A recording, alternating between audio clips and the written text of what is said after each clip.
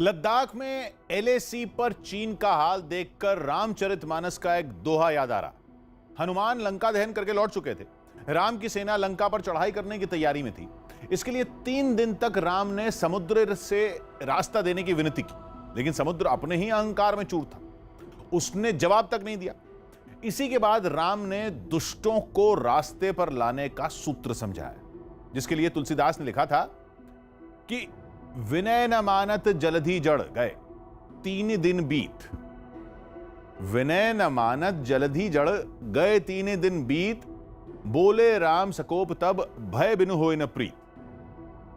ये दोहा इसलिए याद आया क्योंकि लद्दाख में चीन की सेना ने जब मई महीने के पहले हफ्ते में घुसपैठ करने की कोशिश की थी, तभी से भारत उसे समझा रहा था कि सीमा विवाद का हल बातचीत से हो, इसी में भलाई। अपने अहंकार में चूर चीन की सेना ने बातचीत के बदले गलवान घाटी में विश्वासघात किया। फिर पेंगोंग झील के पास चीन की सेना वही चाल चलते हुए पिटी। चीन को सबक सिखाने के लिए भारत ने सैन्य, कूटनीति, आर्थिक मोर्चे अपने तेवर तीखे किए। तो अब चीन को शांति की बात याद आ रही। चीन की कम्युनिस्ट पार्टी के मुखपत्र ग्लोबल टाइम्स के सुर थोड़े बदल गए। उसने एलएसी पर विवाद का ठीकरा तो भारत के सिर पर फोड़ा, लेकिन यह उम्मीद भी जताई कि दोनों देश अब भी बातचीत से विवाद सुलझा सकते हैं। चीन का यह जवाब तब आया जब राज्यसभा में रक्षा मंत्री राजनाथ सिंह ने साफ साफ कहा कि सीमा पर शांति तभी संभव है जब चीन अपनी सेना को पीछे हटाए। जानकार मानते हैं कि चीन को अपनी गलती का एहसास तो हो गया है, लेकिन वो गलती मानकर शी जिनपिंग की सरकार और अपनी सेना को शर्मिंदा नहीं करना चाहता। इसीलिए चीन अब भी अकड़ दिखाने की कोशिश कर रहा है। हालांकि उसे अंदाजा लग चुका है कि लद्दाख में भारत को ललकार कर उसने बड़ी भूल की। अपनी सेना की ताकत के घमंड में उसे अमेरिका के रणनीतिक विशेषज्ञों की चेतावनी भी याद नहीं रही। इसी साल मार्च में अमेरिका के हार्वर्ड केनेडी स्कूल में राष्ट्रीय सुरक्षा विभाग के 2 विशेषज्ञों ने 46 पेज की रिपोर्ट तैयार की थी। उसमें बताया गया था कि लद्दाख की सीमा पर भारत की आर्मी और वायुसेना दोनों का पलड़ा चीन पर भारी है। चीन की सेना एलएसी तक टैंक और गाड़ी तो दौड़ा सकती है, लेकिन वहां से आगे बढ़ना उसके लिए मुमकिन नहीं है, क्योंकि भारतीय सेना की चौकियां ऊंचाई पर हैं। बीच में गलवान और श्योक नदियां हैं, जिनमें चीन का गुरूर डूब जाएगा। वहीं तिब्बत और शिंजियांग के एयरबेस से चीन की वायुसेना के लड़ाकू विमान आधा ईंधन और आधा हथियार लेकर ही उड़ान भर सकते हैं। उनकी आधी ताकत तो वहां के पहाड़ से लड़ने में ही खर्च हो जाएगी। वहीं एलएसी पर भारतीय वायुसेना के अड्डे और रनवे आधुनिक तकनीक से लैस हैं। यह सच्चाई समझने में चीन को करीब 5 महीने लग गए।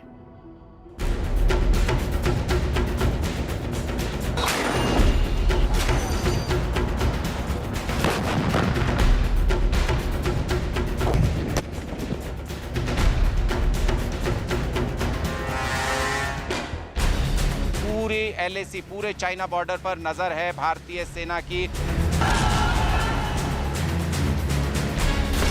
कि हम देश का मस्तक झुकने नहीं देंगे, न ही हम किसी का मस्तक झुकाना चाहते हैं। भारत के पराक्रम से सहमत चीन। ये एक्सक्लूसिव रिपोर्ट हम न्यूज 18 इंडिया पर आपको दिखा रहे हैं। ठीक इसी तरह से मजबूत स्थिति भारतीय सैनिकों की है। इस तरीके से पोस्ट बना ली है हमने। सर्दियों से पहले सुलह की कोशिश।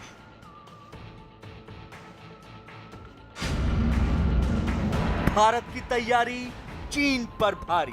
चीन अब सीधे तौर पर टकराने से इस पूरे लेह के इलाके में, इस पूरे गलवान और पेंगोंग के इलाके में घबरा रहा है चीन सीधे तौर पर, क्योंकि हमारी तैयारी पुख्ता है। एलएसी पर लगातार 4 महीने से भारत और चीन के बीच तनाव के जो हालात बने हुए हैं, वो पल पल समीकरणों को बदल रहे हैं। नए भारत की आक्रामक तैयारियों ने अब चीन को इतना मजबूर कर दिया है कि उसे समझ नहीं आ रहा कि आखिर करे तो क्या करे। लाइन ऑफ एक्चुअल कंट्रोल पर युद्ध की आशंकाओं के बीच चीन के सरकारी अखबार का यह ट्वीट बहुत कुछ कहता है। इस ट्वीट में सुलह की अपील भी है और भारत पर तनाव को उकसाने के आरोप भी। ब्रिक्स की मुलाकात भारत चीन सीमा पर जारी गतिरोध को खत्म करने का अच्छा मौका है, लेकिन क्या सर्दियों से पहले इस तनाव को शांतिपूर्वक खत्म किया जा सकता है? ये भारत की ईमानदारी पर निर्भर करता है। चीन की कथनी और करनी में कितना बड़ा फर्क है, इस बात का अंदाजा इसी से लगाया जा सकता है कि लगातार शांति और बातचीत की दुहाई देने वाले चीन ने भारत की पीठ में धोखे का खंजर घोंपने की कोशिश की है। यही वजह है कि भारत ने चीन के खिलाफ अपना रुख एकदम साफ कर दिया है। चीन की गतिविधियों से यह पूरी तरह से स्पष्ट है, उसकी कथनी और उसकी करनी में अंतर है। और इसका प्रमाण है कि जब डिस्कशन चल ही रहे थे, चीन की तरफ से 29 और 30 अगस्त की रात को प्रोवोकेटिव माने उकसाने वाली, भड़काने वाली है सैनिक कार्रवाई की गई, तो चीन की तरफ से की गई, भारत की तरफ से नहीं की गई। शांति का यह संदेश जिस धरती से पूरे विश्व को गया है, उस धरती की शांति में विघ्न के द्वारा विघ्न डालने का प्रयास किए जाते हैं। और अध्यक्ष महोदय, सदन के माध्यम से मैं हमारे 130 करोड़ देशवासियों को आश्वस्त करना चाहता हूं कि हम देश का मस्तक झुकने नहीं देंगे, न ही हम किसी का मस्तक झुकाना चाहते। ये सर्दियां एलएसी पर जंग की ओर इशारा कर रही हैं। चीन लगातार सरहद पर अपने सैनिकों की तैनाती बढ़ा रहा है। न्यूज 18 के पास इस बात की एक्सक्लूसिव जानकारी है कि चीन ने भारत के खिलाफ मोर्चाबंदी के लिए लद्दाख में खास इंतजाम किए हैं। सूत्रों से मिली जानकारी के मुताबिक चीन भारत के आक्रामक रवैये से इस कदर डर गया है कि उसने 50,000 से ज्यादा सैनिकों को लद्दाख सीमा पर तैनात कर दिया है। अकेले दक्षिणी पैंगोंग इलाके में चीन ने 10,000 सैनिकों को तैनात कर दिया है, जबकि पिछले महीने लद्दाख सीमा पर चीन के 36,000 सैनिक थे। लेकिन सितंबर शुरू होते ही चीन की तरफ से इस पूरे इलाके में 15 नई बटालियन तैयार कर दी गई और चीन की हर बटालियन में 1,000 सैनिक होते हैं। भारत चीन तनाव पर न्यूज 18 इंडिया आपको ग्राउंड जीरो से पल पल की सुपर एक्सक्लूसिव खबरें दे रहा है। सूत्रों से मिली जानकारी के मुताबिक चीन ने सीमा के उस पार यानी लाइन ऑफ एक्चुअल कंट्रोल के पास अपनी तैयारियों को और पुख्ता किया है। यही नहीं, चीन ने लंबे समय तक यानी सर्दियों के मौसम तक वहां जमे रहने की व्यापक तैयारी की है।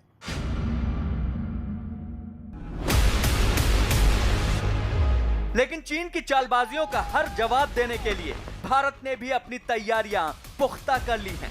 जो चीन भारत के सामने सर्दियों तक एलएसी पर डटे रहने की गीदड़ भभकी दे रहा है, उसे एक बार फिर सबक सिखाने के लिए भारत ने हर मोर्चे पर अपनी तैयारियों को पुख्ता कर लिया है। चाइनीज साइड ने एलएसी और अपने अंदरूनी क्षेत्रों में बड़ी संख्या में सैनिक टुकड़ियां और गोला बारूद मोबिलाइज किया हुआ है। पूर्वी लद्दाख और गोगरा, कोंकला और पेंगोंग लेक का नॉर्थ और साउथ बैंक्स पर कई फ्रिक्शन एरियाज हैं। चीन की कार्रवाई के जवाब में हमारी आर्म फोर्सेस ने भी इन क्षेत्रों में उपयुक्त काउंटर डिप्लॉयमेंट्स किए हैं ताकि भारत की सीमा पूरी तरह से सुरक्षित रहे। बीते 4 महीनों में चीन ने विश्वासघात की इतनी कहानियां लिखी कि अब भारत चीन की किसी बात पर भरोसा नहीं कर सकता। यही वजह है कि लेह में चीन को करारा जवाब देने के लिए तैयारियां की जा रही हैं। न्यूज 18 इंडिया ग्राउंड जीरो से आप तक भारतीय सेना की तैयारियों की वो तस्वीरें पहुंचा रहा है जिन्हें देखकर चीन के माथे पर अभी से पसीना आ गया है। ये तमाम टारगेट्स हैं जो आप लाइन से यहाँ पर देख रहे हैं, ये रखे हुए हैं और भारतीय सैनिक यहाँ पर शूटिंग प्रैक्टिस करते हैं। Long range shooting 100 metre, 200 metre, 300 metre, 3-3 level की लॉन्ग रेंज शूटिंग की प्रैक्टिस यहाँ पर की जाती है। चीन आंखें खोल कर देख ले, जो कहता है कि भारतीय सैनिकों की तैयारी पर सवाल उठाता है, वो आंखें खोल कर देख ले किस तरीके से निशाने छलनी होते हैं। और ये मैं 3 लेवल आपको दिखा रहा हूँ। देखिए, ये 100 मीटर पर पहली खंदक बनी हुई है जहां से फायरिंग की प्रैक्टिस की जाती है, 200 मीटर पर दूसरी और 300 मीटर पर तीसरा लेवल जहां से भारतीय सैनिक शूटिंग करते हैं, जहां से भारतीय सैनिक यहां पर फायरिंग की प्रैक्टिस करते हैं।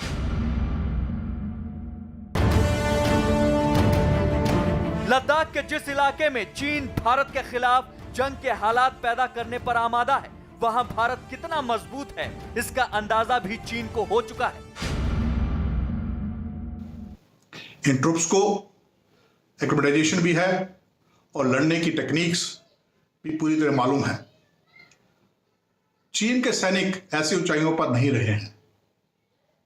उनको ना इसका अभ्यास है और ना ही वो भी एक्लेमेटाइज्ड हैं। यही वजह है कि युद्ध की तैयारियों के बीच चीन की तरफ से लगातार भारत पर इस बात के आरोप लगाए जाते रहे हैं कि एलएसी पर मौजूदा तनाव का जिम्मेदार चीन नहीं बल्कि भारत है। चीन के विदेश मंत्रालय का यह बयान भी चीन की उसी चालबाजी की बानगी है। 中方一贯严格遵守两国签署的有关协定，致力于维护中印边境地区的和平稳定。 भारत की तरफ से लगातार यह साफ कहा जा चुका है कि वो शांति का पक्षधर है, लेकिन चीन जिस तरह की तैयारियां सरहद पर कर रहा है वो लगातार इस बात को साफ कर रही है कि आखिर चीन चाहता क्या है। यही वजह है कि भारत चीन को छकाने के लिए एड़ी चोटी का जोर लगा चुका है। देखिए इसी तरीके से डमी बंकर्स बनाए गए हैं सामने, जो कि चाइनीज पोस्ट इसी तरीके से अब भारतीय सैनिकों की निगाह में है। भारतीय सैनिक देख सकते हैं चाइनीज पोस्ट को, और यही सबसे बड़ी वजह है कि बौखलाया हुआ है चीन। भारत इन पोजीशंस को छोड़ने के लिए, यहां से हटने के लिए तैयार नहीं है। चीन को यह उम्मीद नहीं थी कि भारत ऊंचाई पर इस तरीके की पोजीशंस पर अपनी स्थिति को स्ट्रांग कर लेगा, मजबूत कर लेगा। और इसीलिए ग्लोबल टाइम्स कभी अफवाह फैलाता है, कभी ये बताने की कोशिश करता है कि 62 दोहराया जा सकता है चीन के द्वारा। चीन को समझना चाहिए कि अब मुमकिन नहीं है। 62 में ऐसी तैयारियां नहीं थी। जो चीन सर्दियों में भारत के खिलाफ युद्ध की तैयारियों में जुटा है, वो ये भी समझ रहा है कि बीते 4 महीने में किस तरह से उसे भारत के हाथों मुंह की खानी पड़ी है। पहले गलवान में भारतीय सैनिकों के हाथों चीन की पिटाई हुई। उसके बाद 29-30 अगस्त की रात पेंगोंग झील के दक्षिणी किनारे पर भारतीय सेना ने चीन के मंसूबों पर करारा वार किया। यही वजह है कि भारत के खिलाफ एलएसी पर इस बार चीन ने जो पंगा लिया है वो उसके गले की फांस बनता जा रहा है, और चीन को यही फांस अब आने वाली सर्दियों में और ज्यादा भारी पड़ने वाली है। दुनिया में शायद ही कोई सेना ऐसी हो जिसने द आर्ट ऑफ वॉर नाम की किताब के बारे में न सुना हो। सैन्य रणनीति के बारे में दुनिया की सबसे चर्चित किताब करीब 2000 साल पहले चीन के ही सुन त्सू ने लिखी। इसी किताब के 3रे अध्याय में सुन त्सू ने लिखा था कि अगर कोई सेना अपनी और दुश्मन दोनों की ताकत के बारे में जानती है तो उसे युद्ध के नतीजों के बारे में परवाह नहीं करनी चाहिए। अगर कोई सेना सिर्फ अपनी ताकत के बारे में जानती है और दुश्मन की शक्ति से बेखबर है तो वो जीत कर भी हारेगी। और अगर किसी को ना अपनी ताकत का पता हो नहीं दुश्मन की, तो उसे हर युद्ध में मात ही मिलेगी। लद्दाख में चीन की सेना ने जब घुसपैठ शुरू की थी तब उसे ना तो अपनी हैसियत ठीक से मालूम थी और ना ही भारत की सेना की तैयारी का पता था। रणनीति के जानकार मानते हैं कि शी जिनपिंग ने यही सोचा था कि पीपल्स लिबरेशन आर्मी आधुनिक हथियारों के दम पर कुछ भी कर सकती है। वो भूल गए कि चीन की सेना को 1991 के वियतनाम युद्ध के बाद लड़ाई का कोई अनुभव नहीं। उसके नए रंगरूट तो तब पैदा भी नहीं हुए थे। लद्दाख में घुसपैठ करने के लिए चीन के जो सैनिक एलएसी पर तैनात किए गए, उनको अंदाजा भी नहीं था कि भारतीय सेना के जवान बिना हथियार के भी उन्हें मौत के घाट उतार सकते हैं। पेंगोंग झील के पास 29-30 अगस्त की रात चीन के सैनिकों का जो हाल हुआ, उसके बाद खबर है कि चीन की सेना के हौसले पस्त हो चुके। क्योंकि एलएसी से पीछे हटने में चीन को भद पिटने का डर है, इसलिए अब चीन की सरकार और उसकी सेना लद्दाख में माइंड गेम्स खेलने में जुटी है। लद्दाख में 15 दिन बाद ठंड बढ़नी तय है। कड़ाके की सर्दी में भारतीय सेना के पास गश्त करने और जंग लड़ने का अनुभव है, लंबा अनुभव है। सियाचिन में 36 साल से और कारगिल में 21 साल से भारतीय सेना ने जो सीखा है वो चीन को सबक सिखाने के काम आ रहा। लद्दाख की अग्रिम चौकियों पर भारत के हथियारों की तैनाती और सैनिकों की ट्रेनिंग देखकर चीन की सेना के पसीने छूट रहे हैं। चीन का यह भ्रम भी टूट चुका है कि सर्दियों में भारतीय सैनिकों को जरूरी साजो सामान की सप्लाई कैसे होगी। वहां भारतीय सेना और वायुसेना ने चीन का अहंकार मिट्टी में मिलाने के लिए सारा इंतजाम कर लिया।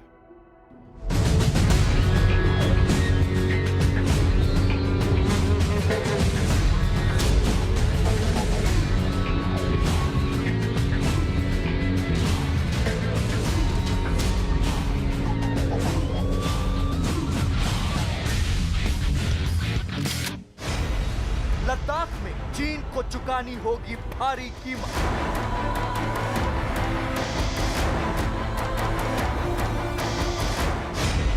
ये सर्दियां चीन की नींद उड़ा देंगी।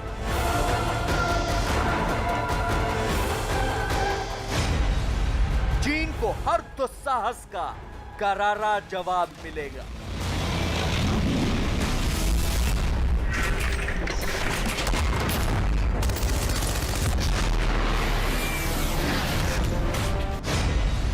पहाड़ पर धराशाही होगा चीन।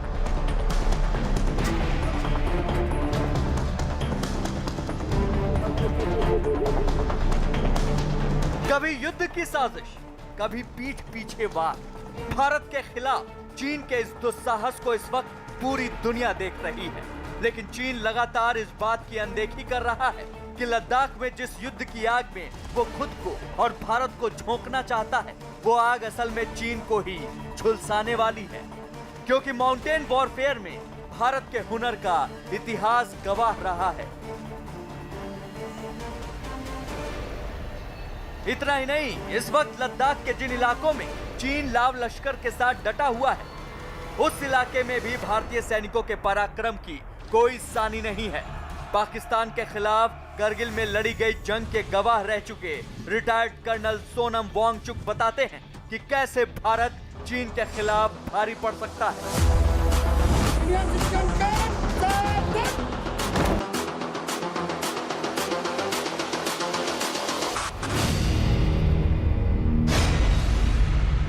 नहीं, हाइट का तो पूरा पहाड़ी जो है हाइट की लड़ाई है। एक बार अगर आप हाइट पे हो तो फिर दुश्मन को तिगुना चुगना उससे भी ज़्यादा जो है स्ट्रेंथ वहाँ पे लाना पड़ेगा आपको, वहाँ से भगाने के लिए, खदेड़ने के लिए, हराने के लिए।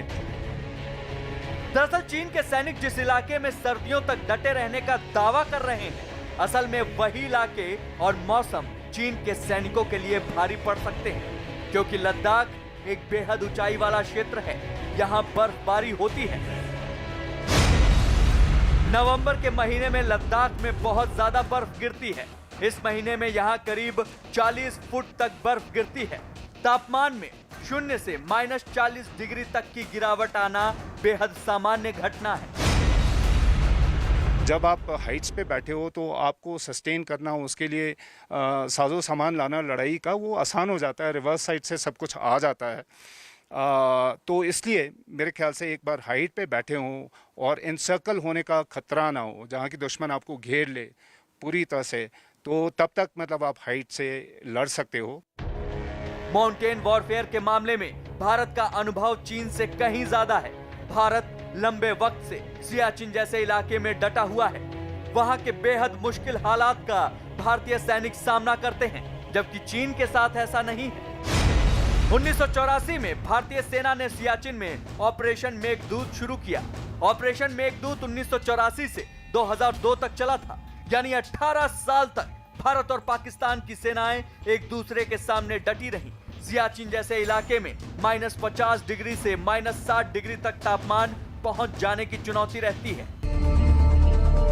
इतना ही नहीं, भारतीय जवानों को जिस माहौल में ट्रेनिंग दी जाती है, वैसी ट्रेनिंग भी चीन के सैनिकों के लिए किसी सपने की तरह है। क्योंकि हाई एल्टीट्यूड वॉरफेयर स्कूल में जहां ऐसे जवानों को ट्रेनिंग दी जाती है, वो इलाका गुलमर्ग में 9000 फीट की ऊंचाई पर मौजूद है। इतनी ऊंचाई पर जहां किसी भी काम को करना आसान नहीं होता, वहां से ट्रेनिंग लेकर ये जवान दुश्मन से मुकाबला करने के लिए तैयार होते हैं। इस दौरान सेना के जवानों को खून जमा देने वाली सर्दी का सामना करना होता है।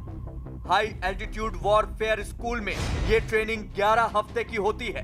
ट्रेनिंग के दौरान इन 77 दिनों में इन्हें बेहद कठिन मुसीबतों को पार करना होता है, जिनमें से 49 दिन इन जवानों को बेसिक ट्रेनिंग दी जाती है, जबकि बचे हुए 28 दिन इन्हें एडवांस ट्रेनिंग दी जाती है।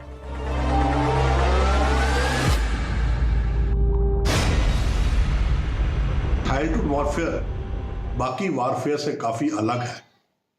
यहां पर ना सिर्फ लड़ना है, बल्कि ना सिर्फ दुश्मन से लड़ना है, बल्कि मौसम से भी लड़ना पड़ता है। इसलिए इसकी ट्रेनिंग बहुत जरूरी है।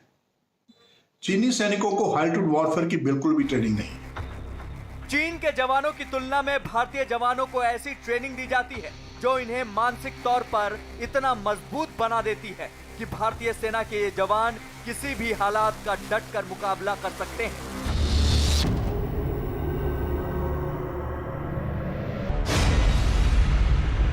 उसी कम्युनिटी से, उसी सोसाइटी से जो है फौजी आते हैं, वहीं से वो जो है पूरा का पूरा उनका फीडर वही है, तो उसी तरह का इरादा, उसी तरह की सोच लेके आता है एक जवान जो है। ये बात चीन अच्छी तरह से समझ चुका है कि न तो ये 1962 वाला भारत है और न ही भारत की तैयारियां आधी अधूरी हैं। जैसे भारत हाल ही में चीन को जवाब देता आया है, कुछ वैसा ही जवाब चीन को आने वाली सर्दियों में भी मिल सकता है। और ये एक बड़ी वजह है कि चीन भारत को एक और जहां उकसा रहा है, वहीं उसे इस बात का भी डर सता रहा है कि कहीं उसका दांव उसी पर भारी न पड़ जाए।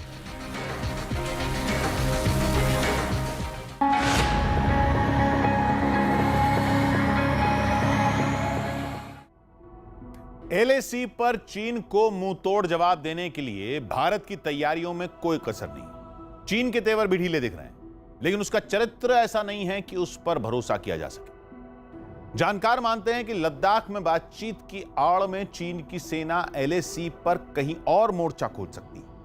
अरुणाचल प्रदेश की सीमा पर पीपल्स लिबरेशन आर्मी की तेज हुई हलचल इसी बात का इशारा कर रही है। भारत के साथ चीन की गर्मी शांत होने की एक वजह दक्षिण चीन सागर भी है, जहां ताइवान की सेना तनकर खड़ी है और अमेरिका ने ताइवान के पीछे अपनी पूरी ताकत झोंक दी।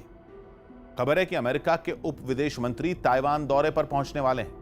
उनके ताइवान पहुंचने की आहट से ही चीन की सेना को दौरा पड़ गया। चीन की वायुसेना के लड़ाकू विमान बीती रात ताइवान के आसमान में उड़ान भरने लगे थे। ताइवान ने इसे युद्ध के लिए उकसाने वाली कार्रवाई बताया है। यह आशंका लगातार गहरी होती जा रही है कि ताइवान और चीन के बीच 71 साल पुराना तनाव किसी भी वक्त जंग में तब्दील हो सकता है। वहां चीन और ताइवान के युद्ध में अमेरिका दखल देने के लिए पहले से तैयार बैठा है। यही डर अब चीन को एलएसी पर अपनी रणनीति बदलने के लिए मजबूर कर रहा है। खबर है कि लद्दाख में अपनी दाल न गलती देख चीन की सेना अब डोकलाम की तरफ घात लगा रही है। भारत, चीन और भूटान की सीमा पर डोकलाम वही इलाका है जहां 2017 में करीब 2.5 महीने तक भारत और चीन के सैनिक आमने सामने थे। उस वक्त चीन की आर्मी को घुटने टेकने पड़े थे। शायद यही वजह है कि इस बार डोकलाम में चीन ने अपनी वायुसेना पर दांव खेलने का फैसला किया है। डोकलाम से करीब 300 किलोमीटर दूर चीन की वायुसेना के अड्डों पर लड़ाकू विमानों की तैनाती बढ़ाई गई है। जवाबी हमले में चीन के एयरबेस के ध्वस्त होने का डर भी है। इसलिए चीन अपने हवाई अड्डों पर लड़ाकू विमान रखने के लिए पक्के हैंगर भी बनाने में जुटा है। यूरेशियन टाइम्स ने करीब 2 हफ्ते पहले डोकलाम के पास की सैटेलाइट से मिली तस्वीरों का विश्लेषण किया। उसका दावा था कि 2017 में डोकलाम के जिस हिस्से में भारत और चीन की सेना में भिड़ंत हुई थी, उससे करीब 50 किलोमीटर दूर ही चीन की सेना मिसाइलें तैनात कर रही है। कम से कम ऐसे 2 ठिकानों की तस्वीरें साफ दिखी हैं जहां चीन की सेना जमीन से हवा में मार करने वाली मिसाइल तैनात करने के लिए ढांचा खड़ा कर रही है। वहां चीन की सेना तेजी से सड़कें भी बना रही है। वहां चीन की सेना के टोही विमानों की हलचल भी नोट की गई है।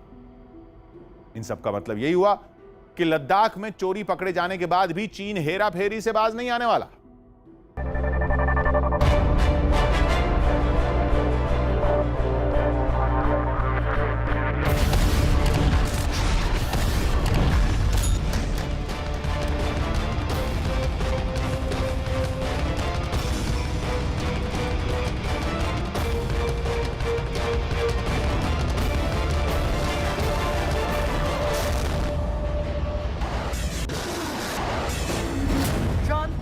की आड़ में शी जिनपिंग की साजिश।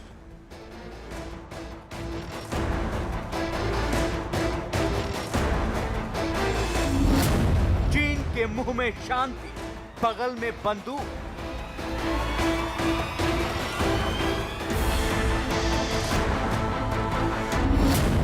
शांति की बात के साथ चीन का विश्वासघात।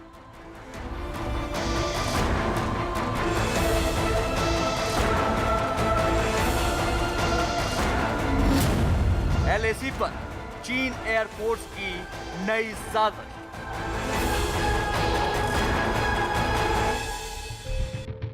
चीन अपने दोहरे चरित्र के लिए दुनिया में बदनाम है।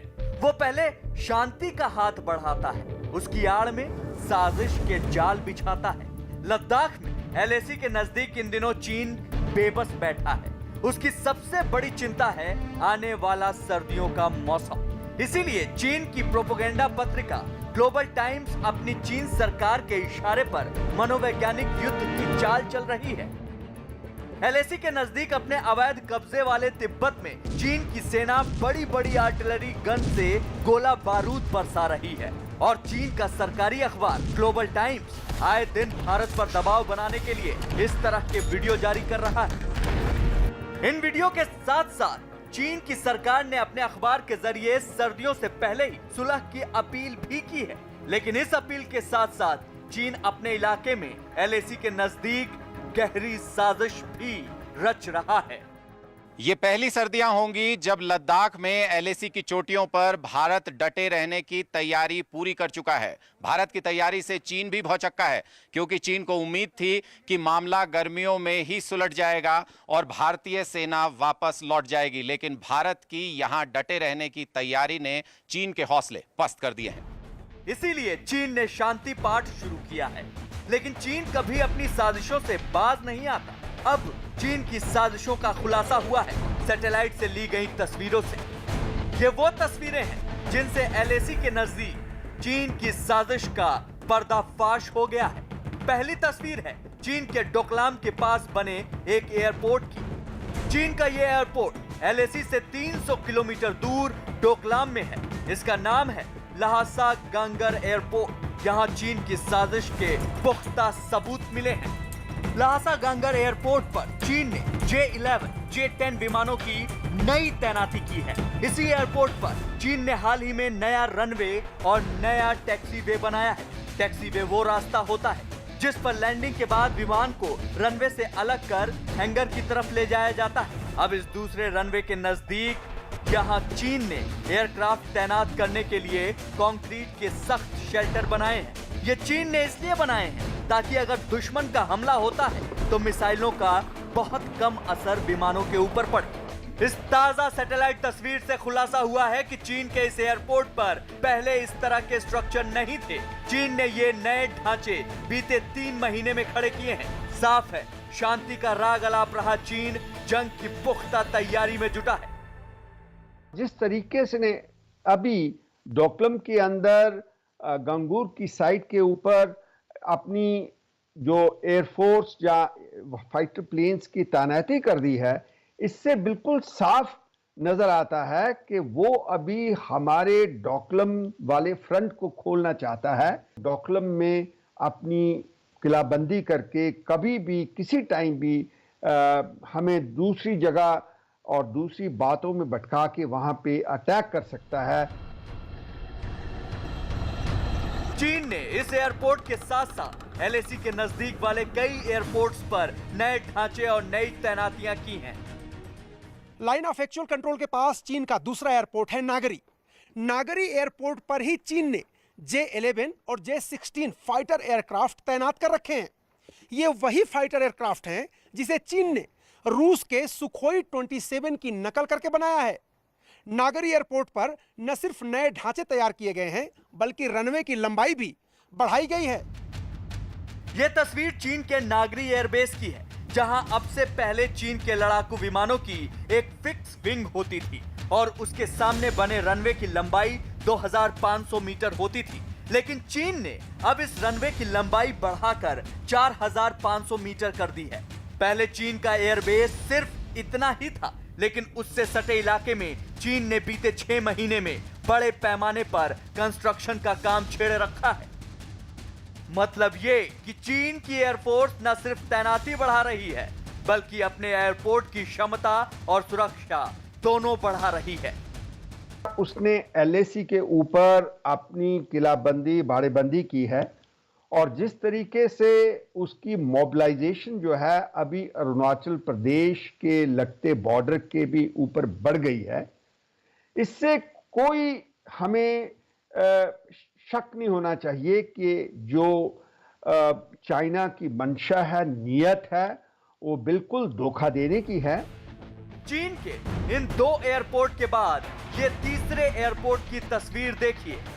यह है चीन की एयरफोर्स का होटान एयरपोर्ट। यहां चीन ने पहले से ज्यादा विमानों की तैनाती बढ़ा दी है। तस्वीरों से साफ है कि यहां चीन ने Mi-17 कॉम्बैट हेलीकॉप्टर तैनात किए हैं। इसके साथ ही KJ-500 नाम के टोही विमानों की खेप तैयार की है।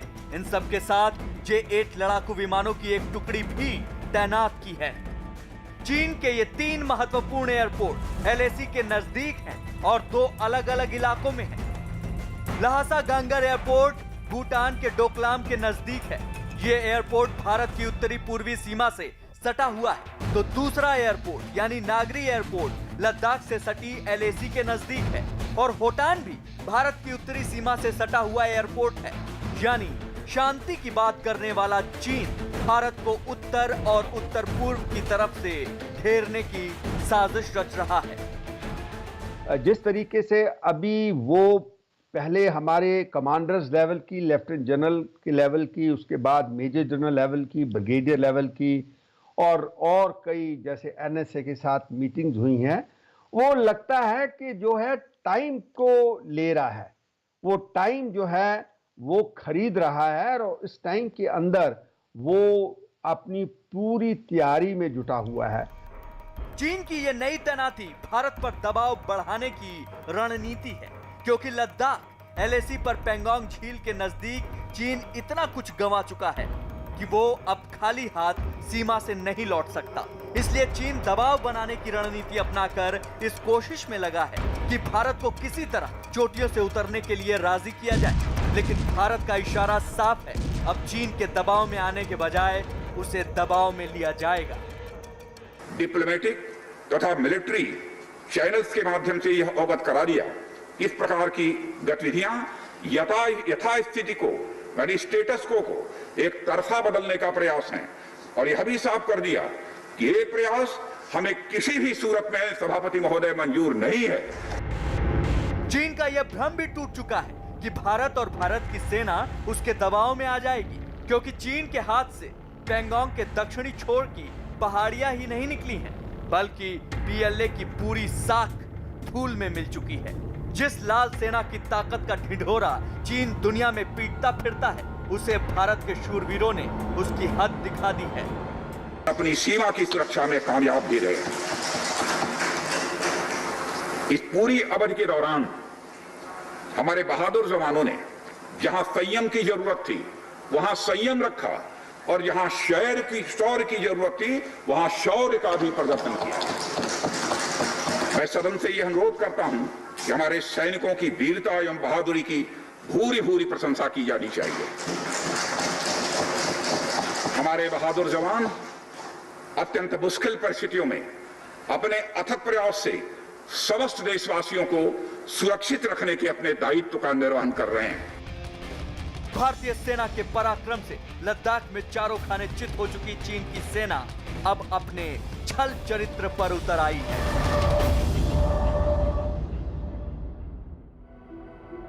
जिस वक्त लद्दाख में चीन के सैनिकों ने घुसपैठ करने की कोशिश की थी, लगभग उसी दौरान नेपाल ने भारत के साथ सीमा विवाद का नया राग छेड़ दिया था। उत्तराखंड के धारचूला से लिपुलेख तक भारत के रक्षा मंत्री ने एक सड़क का उद्घाटन किया। वो सड़क भारत, नेपाल और चीन की सरहद पर बसे लिपुलेख दर्रे को जोड़ने के लिए बनी। उस वक्त जब नेपाल ने भारत के लिपुलेख, काला पानी और लिम्पियाधुरा पर अपना दावा ठोका, तभी यह तय हो गया था कि चीन अब नेपाल के कंधे पर बंदूक रखकर भारत के खिलाफ नया मोर्चा खोलना चाहता। उस वक्त नेपाल के प्रधानमंत्री KP शर्मा ओली की कुर्सी खतरे में थी। नेपाल की कम्युनिस्ट पार्टी के ही दिग्गज नेता पुष्पकमल दाहाल उर्फ प्रचंड, वहां के पूर्व PM माधव कुमार नेपाल ने ओली के खिलाफ मोर्चा खोल रखा था। नेपाल की अंदरूनी राजनीति में तब चीन की राजदूत की सक्रियता पर नेपाल के लोगों का ही माथा ठनक गया था। नेपाल से दोस्ती गांठकर चीन उसकी जमीन भी हड़प रहा था। यह खबर नेपाल की मीडिया नहीं दी थी। फिर भी नेपाल को चीन की चाल समझ में नहीं आई। वो धीरे धीरे चीन के जाल में फंसता चला गया। नेपाल और भारत की सीमा से जो खबरें आ रही हैं, उनमें भी यह बात साबित हो रही है। नेपाल के अखबार नेपाली टाइम्स की एक रिपोर्ट में बताया गया कि वहां की सरकार अब चीन के साथ मिलकर एवरेस्ट पर्वत की ऊंचाई नापना चाहती। नेपाल सरकार की दलील यह है कि एवरेस्ट की ऊंचाई आखिरी बार भारत सरकार की एजेंसी सर्वे ऑफ इंडिया ने नापी थी। 2019 में चीन के राष्ट्रपति शी जिनपिंग ने नेपाल दौरे पर एवरेस्ट नापने की पेशकश की थी, जिसे अब नेपाल सरकार ने मान लिया है। नेपाल की जमीन पर चीन के कब्जे का मामला भी नेपाल सरकार ने ठंडे बस्ते में डाल दिया है, क्योंकि चीन अब उसे नया सपना दिखा रहा। चीन के प्लान के मुताबिक ही नेपाल के एजेंट इन दिनों नेपाल की सीमा के पास बसे उत्तराखंड के गांवों के लोगों को बरगलाने में जुटे हैं। खबर यह है कि उत्तराखंड के लोगों को नेपाल की नागरिकता देने की पेशकश की जा रही है, ताकि उसी आधार पर उन गांवों को नेपाल का हिस्सा बताया जा सके। उत्तराखंड में नेपाल और चीन की सीमा के पास चीन की सरकार मोबाइल नेटवर्क बनाने में भी जुटी है। हालांकि उसका जवाब देने के लिए भी भारत की सेना पूरी तरह तैयार है।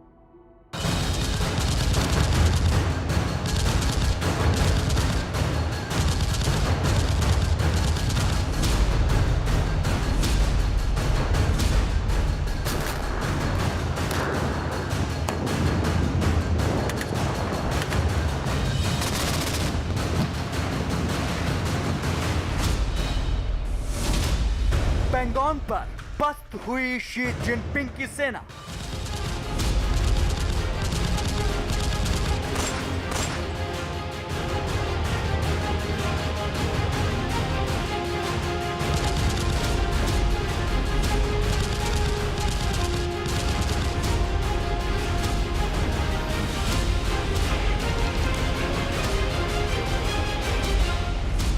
अब नेपाल के साथ मिलकर चीन की चाल।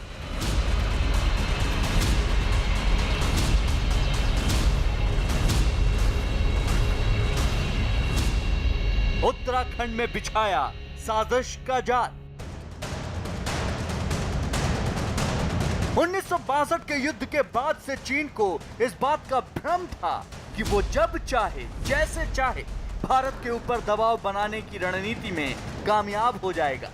लेकिन नए भारत की नई नीति ने चीन के सारे दांव पेच पलटकर उसे चित कर दिया है। चीन के हाथ से पेंगोंग के दक्षिणी इलाके की पहाड़ियां पूरी तरह निकल चुकी हैं। इस वक्त लद्दाख से सटी एलएसी पर चीन सबसे कमजोर स्थिति में पहुंच गया है। उधर भारत की विदेश नीति का असर ये कि अंतर्राष्ट्रीय मंच पर भी शी जिनपिंग अकेले पड़ गए हैं। उत्तराखंड की सीमा पर चीन भारत के खिलाफ नई साजिश रच रहा है और इस साजिश में चीन का साथ दे रहा है उसका नया नवेला दोस्त नेपाल। तिब्बत से सटे इलाके में चीन ने पहले ही नेपाल के कई गांवों पर कब्जा कर लिया है। बावजूद इसके नेपाल और चीन के बीच एक बड़ी डील हुई है। दरअसल चीन उत्तराखंड की सीमा से सटे 3 गांवों को नेपाल के जरिए अपने कब्जे में करना चाहता है। नेपाल की सीमा से सटे 3 गांवों में नेपाली एजेंटों ने चीन के इशारे पर अपना जाल बिछाना शुरू कर दिया है। न्यूज 18 को मिली एक्सक्लूसिव जानकारी के मुताबिक उत्तराखंड के पिथौरागढ़ जिले के कालापानी इलाके के आसपास के कुटी, नाबी और गुंजी नाम के गांवों पर नेपाल की ओली सरकार की नजर है। इन तीनों गांव के लोगों को ओली सरकार इस बात के लिए बरगला रही है कि वो भारत से नाता तोड़ लें। ऐसा करके नेपाल भारतीय गांवों पर अपना दावा सही ठहराकर उन्हें हड़पने में सफल होना चाहता है और नेपाल सरकार के इस मंसूबे के पीछे चीन के साथ उसकी साठगांठ है। न्यूज 18 को मिली एक्सक्लूसिव जानकारी के मुताबिक कुटी, नाबी और गुंजी नाम के गांव में रहने वालों से नेपाली एजेंटों ने संपर्क किया है। इन गांव वालों को नेपाल की नागरिकता देने का प्रस्ताव रखा गया है, लेकिन भारत की नागरिकता छोड़ नेपाल की नागरिकता भला कोई क्यों लेगा? तो इसलिए नागरिकता लेने पर सबको मोटी रकम देने का वादा किया गया है। साथ ही गांव वालों को मनचाही जमीन और घर देने का ऑफर भी दिया गया है। यानी चीन इस सोच के साथ काम कर रहा है कि जब लद्दाख में वो हार चुका है तो उन इलाकों में भारत की परेशानी बढ़ाए जहां अभी तक शांति कायम है। इसीलिए वो अरुणाचल में विमानों की तैनाती कर रहा है और नेपाल के साथ मिलकर उत्तराखंड में तनाव बढ़ाने की जुगत में है। एक किस्म से जिसे कहते हैं कभी फ्रिक्शन पॉइंट्स को ऊपर प्रेशर डालने के लिए यहाँ पे भी कोई एक्टिविटी कर सकता है, क्योंकि चाइना की जो नियत है, उसका जो मंशा है वो तो बिल्कुल जिसे कहते हैं एक मैलाफाइड जिसे हम कहते हैं बुराई के लिए है। नेपाल 20 मई 2020 को भी उत्तराखंड के सीमाई इलाकों में चीन के इशारे पर विवाद को हवा दे चुका है। 20 मई को नेपाल ने अपने देश का नया नक्शा जारी किया, जिसमें उसने भारत के 3 अहम इलाकों को अपना इलाका घोषित कर दिया। यह है चीन के कब्जे वाला तिब्बत, जहां कैलाश मानसरोवर है। इसी इलाके से सटी है नेपाल और भारत की सीमाएं, यानी ये हुआ एक तिकोना सीमाई इलाका जिसे ट्राई जंक्शन कहते हैं। इस ट्राई जंक्शन में है वो 3 इलाके लिम्पियाधुरा, काला पानी और लिपुलेख, जिन्हें नेपाल ने अपना इलाका बताकर नया नक्शा जारी कर दिया। भारत की सीमा के एकदम आखिरी छोर पर है लिपुलेख। अब अहम सवाल ये कि चीन क्यों इस इलाके में साजिशें रच रहा है, क्योंकि इसी लिपुलेख दर्रे तक भारत सरकार कैलाश मानसरोवर यात्रियों के लिए सड़क बनाने का काम कर रही है। कैलाश मानसरोवर के लिए उत्तराखंड के रूट के 3 हिस्से हैं। पहला हिस्सा है पिथौरागढ़ से तावा घाट, जो कि 107 किलोमीटर लंबा है, यहां तक गाड़ियां चलती हैं। दूसरा हिस्सा है तवा घाट से घटियाबगढ़, जिसकी लंबाई 19 किलोमीटर है। यहां सिंगल लेन की सड़क है, जिसे अब डबल लेन सड़क में बदला जा रहा है। तीसरा हिस्सा है घटियाबगढ़ से लिपुलेख दर्रा, इसकी लंबाई है 80 किलोमीटर। घटियाबगढ़ से लिपुलेख तक 80 किलोमीटर की सड़क बनाई जा रही है। जाहिर है इस इलाके में सड़क बनने के बाद भारत इसका सामरिक इस्तेमाल भी करेगा, इसीलिए चीन ने यहां तनाव बढ़ाने की चाल चली है। इसके साथ ही लिपुलेख दर्रे के नजदीक अपना सैन्य बेस भी तैयार कर रहा है। ये वो सैटेलाइट तस्वीरें हैं जिससे चीन के सैन्य ठिकाने का पता लगा है। चीन लिपुलेख के करीब मानसरोवर झील के पास 2 ऐसी साइट तैयार कर रहा है जहां मिसाइल तैनात की जा सके। इसमें एक साइट काफी बड़ी है, जबकि दूसरी उससे छोटी। माना जा रहा है कि बड़ी साइट पर कुछ और निर्माण कार्य भी किए जा रहे हैं। इन सैटेलाइट तस्वीरों की जांच विशेषज्ञों ने की है, जिसके बाद ये सामने आया कि चीन मानसरोवर झील के किनारे बहुत बड़ा मिसाइल केंद्र बना रहा है। लिपुलेख के पास 100 किलोमीटर की जियोइंट स्कैनिंग से चीन की सेना की हलचल के बारे में पता चला है। यहाँ सतह से हवा में मार करने वाली मिसाइल के लिए निर्माण कार्य चल रहा है, जो मानसरोवर झील के किनारे किया जा रहा है। वो बिल्कुल विश्वास और भरोसा करने के योग्य नहीं है। उससे हमेशा हमें सावधान रहना चाहिए। चाइना कभी भी कुछ भी कर सकता है, जिसके साथ हमें बहुत नुकसान उठाना पड़ सकता है। जाहिर है चीन एक तरफ शांति की बात कर रहा है, तो दूसरी तरफ युद्ध की साजिशें भी रच रहा है। और चीन की इस चाल से भारत खूब चौकन्ना है, इसीलिए भारत की हर तैयारी पूरी है।